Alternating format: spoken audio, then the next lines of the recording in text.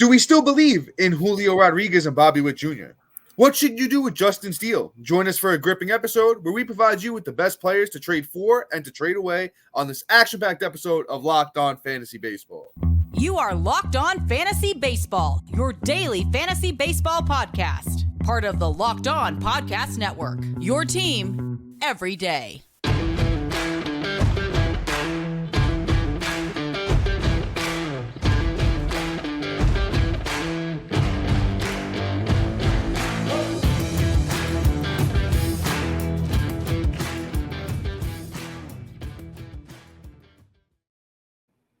Hello, fantasy baseball fanatics, and welcome to the Locked On Fantasy Baseball podcast, brought to you by the Locked On Sports Network, your team every day. As always, we're your number one source of fantasy baseball knowledge, and thank you for making us your first listen each and every day. I am your host, Dominic Martino, here as always with my brother, my co-host, my partner in crime, Matthew Wane.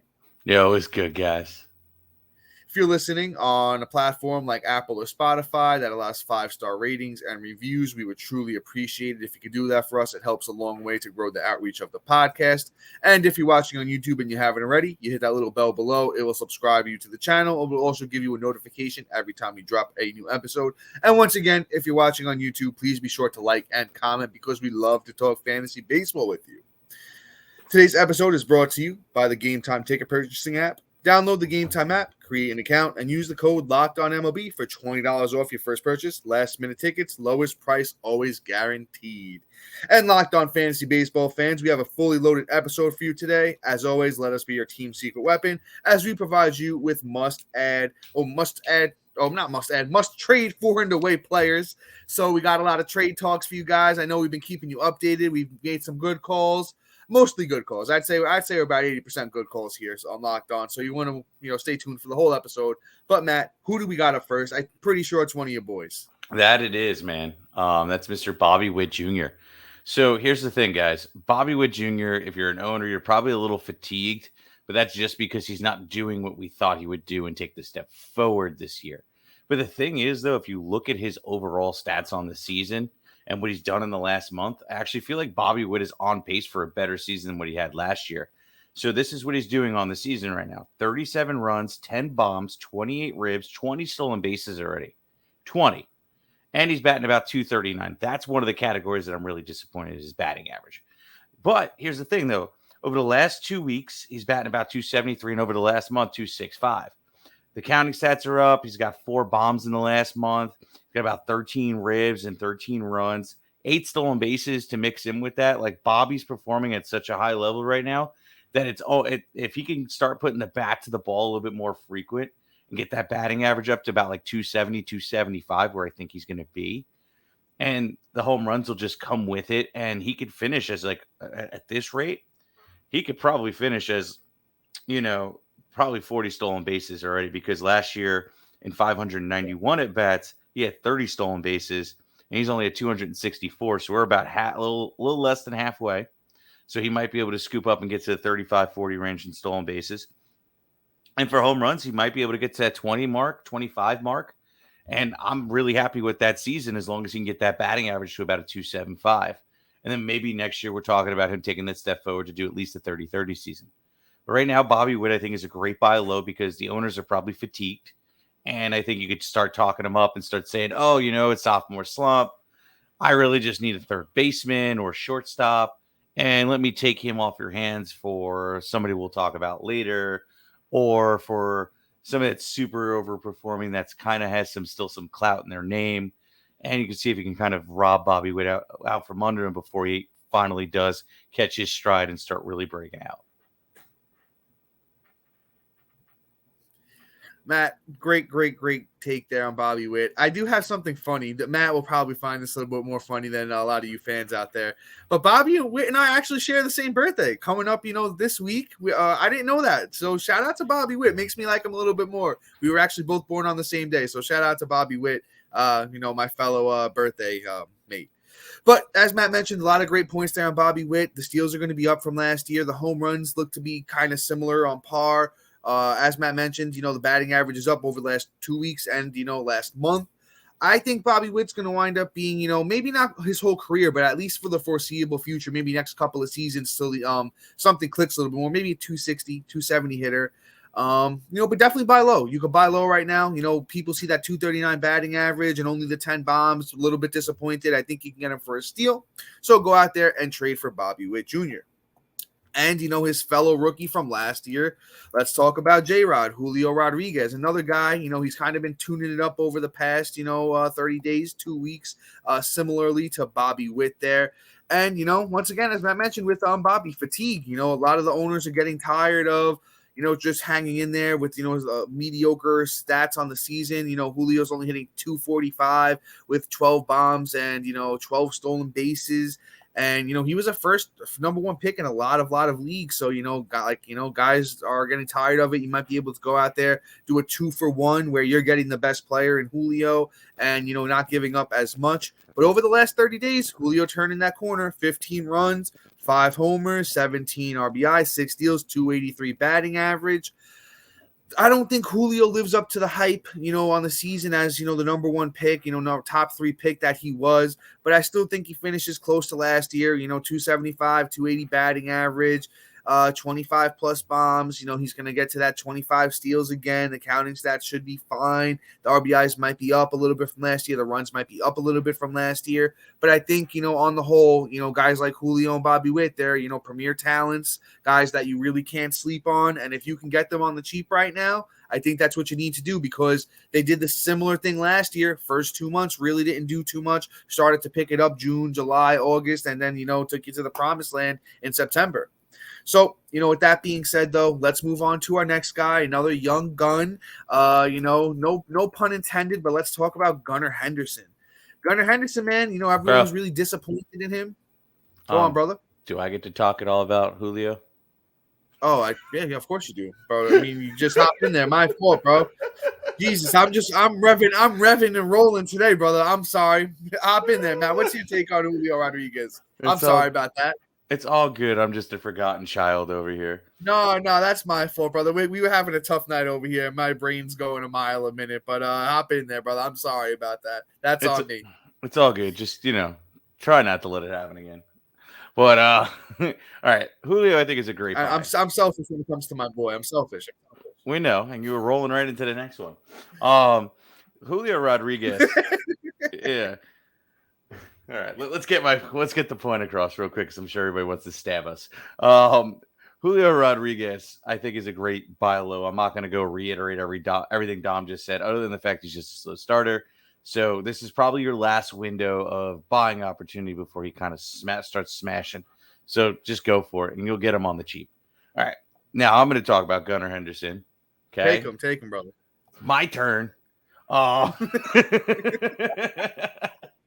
right. So Gunnar has been smoking the ball after starting really slow in spring, starting this whole season off really slow, and has finally picked it up over the last 2 weeks. In 2 weeks, 7 runs, 4 bombs, 10 ribs, 2 stolen bases, batting .394. Last week, 5 runs, 3 bombs, 6 ribs, 2 stolen bases, .526. Gunnar Henderson, we all know what the career looked like when he was in the minors, why he was the number one prospect at one point. And, he has all the upside in the world. He just hasn't been able to really get it done since really being in the bigs. And in 2022, he kind of got like a little cup of coffee, batted about 259. He had 4 bombs, 18 ribs, stolen base, and like 12 runs, which isn't bad for a cup of coffee. I'm not mad at it. But you look at this kid in 2022 in the minors, he had a really ridiculous season. He had 101 runs. He had 19 bombs, 7 triples, 24 doubles, 76 ribs, stole 22 bases, and he batted .297. We all know what Gunnar Henderson can be, what that upside is, and the way Baltimore just rolls out prospects these days is just really upsetting for me as a Yankee fan. Don't get me started. But Gunnar Henderson ultimately, I think, is a great attempt at getting buy low. I think the window may be passed, but it's not what do you call it? It's not how do I put this? You have to shoot your shot. Close. Yeah. You have to shoot your shot and see what you can do. You might have to give up a little bit more than just one of the guys we'll name in a little bit. But I think Gunnar Henderson is at least worth a buy. But I wouldn't overpay either. And you can still say, oh, this is a fluke. This is going to be this. He's going to end up bouncing back. But I kind of want to take the shot. Let's see what Gunnar Henderson is and go from there. It's about a 50-50 shot whether you'll be able to pull off this trade or not. But I think at least you got to shoot your shot on Gunnar Henderson. And before I give my take on Gunnar Henderson, we talk about a former Cy Young Award winner, a Los Angeles Dodgers rookie that's taking the league by storm, and we tell you what to do with Justin Steele. I just need to talk about our sponsor, the Gametime ticket purchasing app. Have you ever tried to buy tickets to see your favorite artist or sports team and wound up being stressed out by how much of a hassle it can be? Buying tickets to your favorite events shouldn't be stressful. That's why you need to check out the Gametime app. Gametime is the fast, easy way to buy tickets for all the sports, music, comedy, and theater near you. With killer deals on last-minute tickets and their best price guarantee, you can stop stressing over the tickets and start getting hyped for the fun you'll have. Using the Gametime app is super rewarding with flash deals and last-minute tickets. Easy to find and buy tickets for every kind of event in your area. Images and views from the seats you'll be sitting in. Lowest price guarantee, and event cancellation protection. I mean, there's a reason why it's the fastest growing ticketing app in the country. Download the Gametime app, create an account, and use the code LOCKEDONMLB for $20 off your first purchase. Terms apply. Again, create an account and redeem the code LOCKEDONMLB for $20 off your first purchase. Download Gametime today. Last minute tickets, lowest price, always guaranteed. And guys, as always, I want to thank our everydayers and new listeners for making Locked On Fantasy Baseball your first listen each and every day. Be sure to be on the lookout for a new episode tomorrow where we talk about must-add players for your watch list and IL. Also, real quick, we're almost at 2,000 subscribers on YouTube, and we couldn't have done it without you. If you enjoy the show and want to help us out, please share the podcast with a few friends who also love fantasy baseball or baseball in general. We'd be truly grateful for your support. But all right, let me hop in here. I was very anxious about my Gunnar Henderson take, and unfortunately, Matthew, I apologize, my brother, once again for chomping at the bit. I'm watching you cut here, you bro. off there. And watching you. Yeah, I know. Let me I'll talk about Gunnar real quick, and then you can hop into our next guy, who I know you're a fan of as well. We both have been a fan of for years. But real quick on Gunnar Henderson, I'll go out and say this. The rostership percentage has jumped 11% this week. He's up to 81% owned. It should be 100. Gunnar Henderson should be owned everywhere. He's back to leading off for Baltimore over the last 2 games. He's been red hot, multi-hit games in his last 3 games. I think he needs to be universally owned. He's 6'3", 220, big boy in his baseball body already. And Gunnar Henderson's only 22 years old. The kid is 22 years old. Cut him some slack. Big league pitching is tough to hit. Took him some time to figure it out and readjust back to them. But on the season, he still has got 9 home runs, 4 steals. I could see him finishing with 25 bombs, 15 steals. I think that batting average is going to climb a lot higher than we all expect. I think for the rest of the way, Gunnar Henderson could hit 280, 285. So maybe he finishes the year with like a 265, 270 batting average overall. I think the kid's absolutely great. Matt mentioned, that's why he was one of the top prospects, over the last couple of years. I think he was right behind Corbin Carroll for the most part. Might have been number 1 at some point. But Gunnar Henderson's an absolute stud. If he's available in your league by some magical chance, pick him up. Go out there, offer the trade for him. It might be harder because over the last week he's been absolutely mashing, but I think there is still some owners that may not have been paying full attention where you can go out and you can get him a little cheaper than you might expect to. But Matt, please take this next guy because I know it's somebody you love as well as myself. As much as I would love to talk about him first, I'm doing the courtesy for my mistake earlier. Thank you. I appreciate it. I am taking this. Mr. Blake Snell, somebody we both touted all draft season saying the comeback was going to happen as long as he didn't throw his curveball. So here's the thing. Actually, the curveball has been pretty successful this year.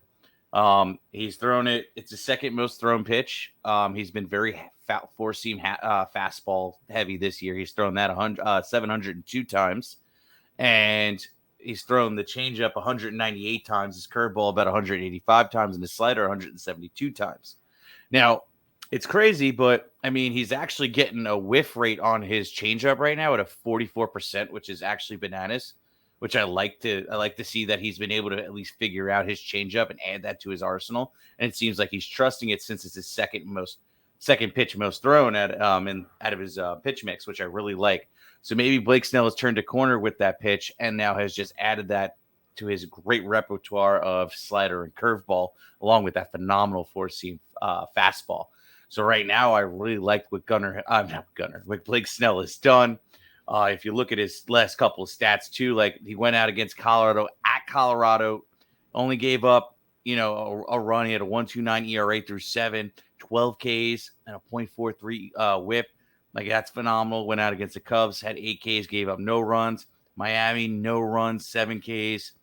Washington, 1.8. Boston hit him around a little bit. Dodgers, a 3 ERA. Dodgers, again, a 3 ERA. Like, he's putting out good showings. Like, he's only had one really bad start out of 1, 2, 3, 4, 5, 6, 7, 8, 9, 10 starts. And here's the thing, right? The Blake Snell owner is probably aware of what he's doing. And it's going to be hard to get him to, part away from Blake Snell. Here's the thing. He just got hit by a comebacker. So he's going to be out and probably get his next start pushed. This is the perfect opportunity to say, oh, look, this kid can't come back from healthy. Look, he drops a weight on his foot. Now he's getting hit by comebackers. He's a little pansy. Try and sell it to him that, like, you really need to, like, get rid of this kid. He's a real, baby when it comes to getting hurt. And then you sneak it out from under him and see what you can do on the sales pitch. You're going to have to give up a little bit to get Blake Snell. You're not going to get him for free 99. But I don't think it's going to be overwhelming amount where you're giving up a whole lot of resources. So I would definitely target Blake Snell. Yeah, I mean, good news is that they're saying Blake Snell, the x-rays came back negative, and him and the manager over there in San Diego said that he should be able to make his next start. Don't quote me on it, quote them on it, because that's the quote from them. But, over Blake Snell's last 4 starts, as Matt mentioned, combined all those stats from those 4 games, it's a 0.75 ERA, an under 1 whip, 33 strikeouts in 24 innings, only 10 walks throughout that time. Batters are hitting 148 against him throughout that time.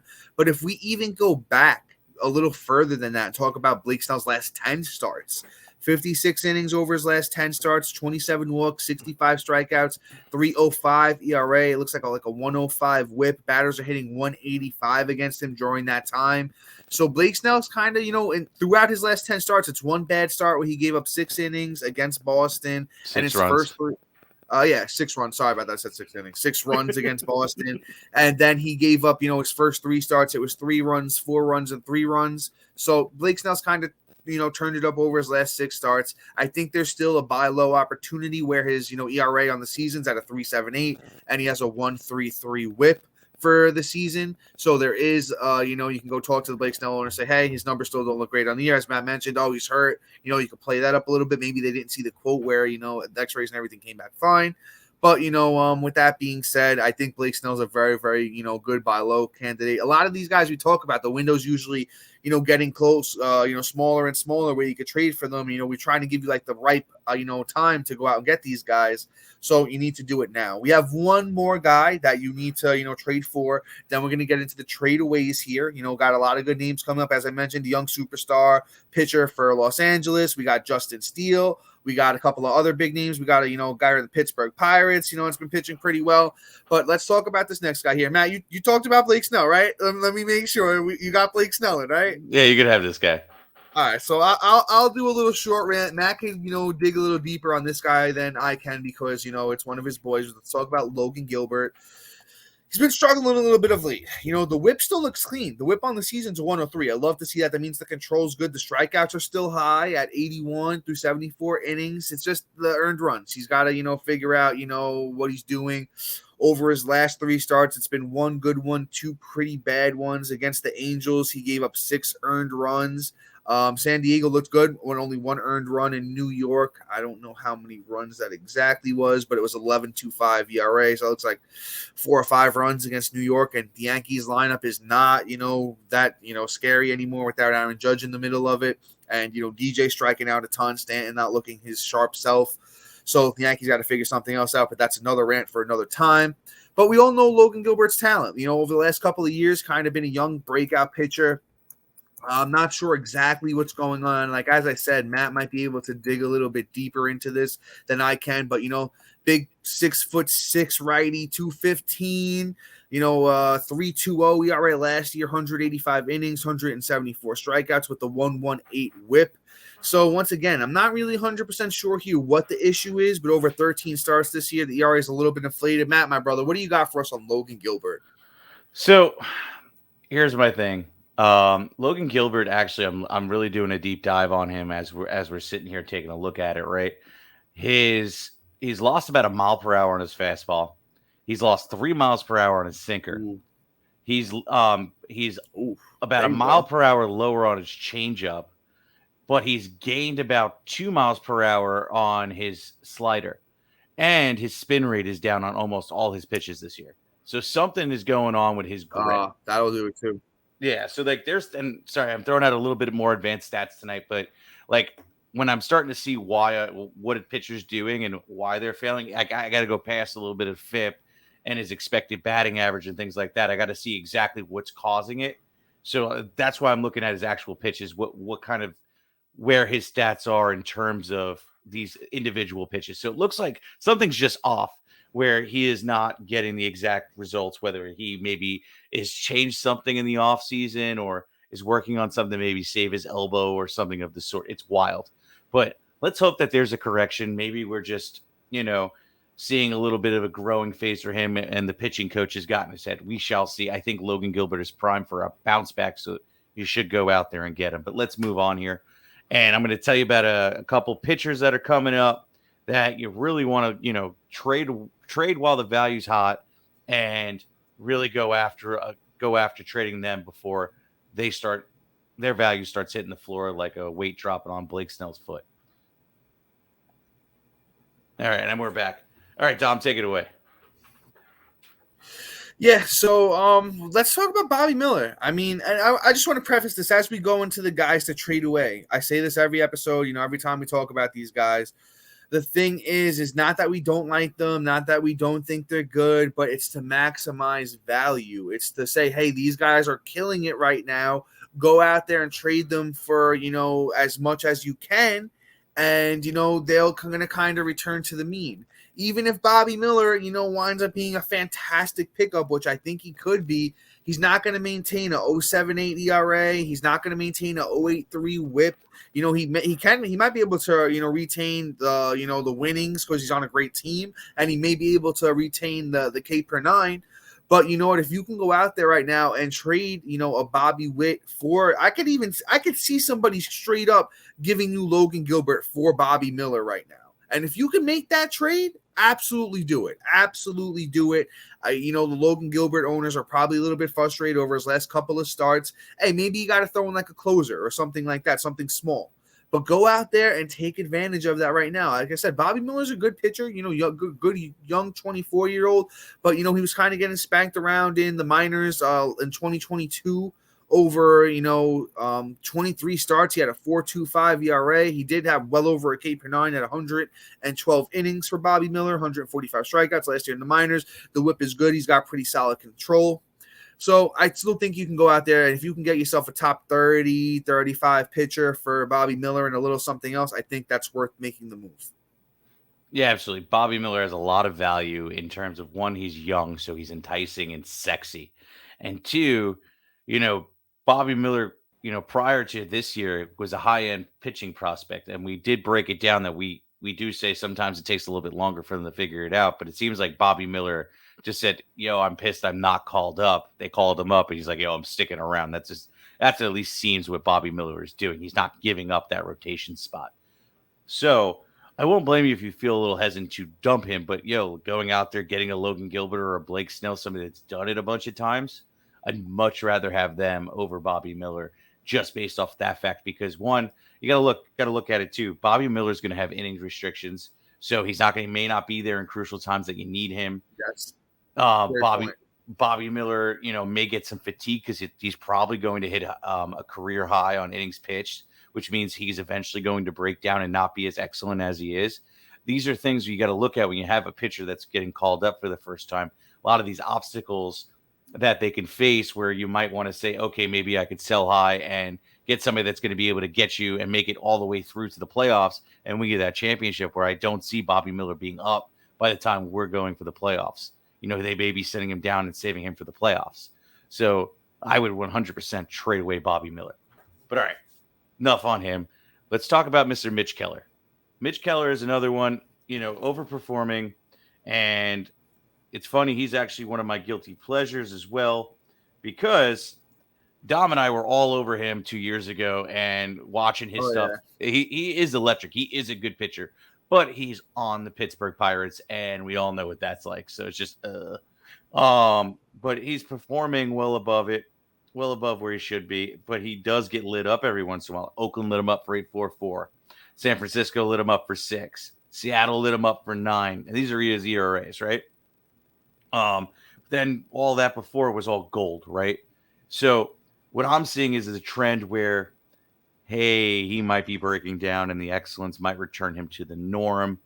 And, he might go back to like a high 3, low 4 ERA pitcher who can get you strikeouts. But right now, with him being ranked like the 18th overall player in a 5x5 roto league, like, I'm 100% trying to trade him for a Blake Snell or Logan Gilbert. I'm going to mix him in there and try and maybe seal the deal if the person doesn't have good pitching for a Gunnar Henderson or even a Bobby Witt. 100% you can totally capitalize on Mitch Keller, because I promise you, as much as I like Mitch Keller, this isn't going to last. The only thing that would give him a boost in my book would be if he gets traded at the trade deadline to a team that's going to develop him. Like Oakland, they love to churn out pitchers. The Dodgers, or Dom, give me another one. The Yankees.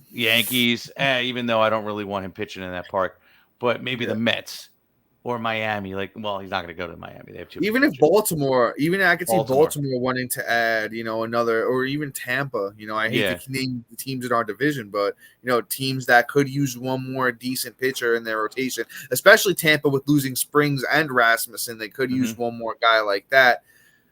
But Matt, am I chiming in here? Am I taking over? I don't want to cut you off, but anything else on Keller? It's all good. We're running long anyway, so we got to move this thing along anyway. Just real quick with Keller, the numbers still look great. While the numbers still look as good as they do, that's when you want to trade him. His last 4 starts combined, a 5.92 ERA, under a strikeout per 9. The whip is very high over that time. So you want to make the move on Mitch Keller before, the shoe falls off the other foot.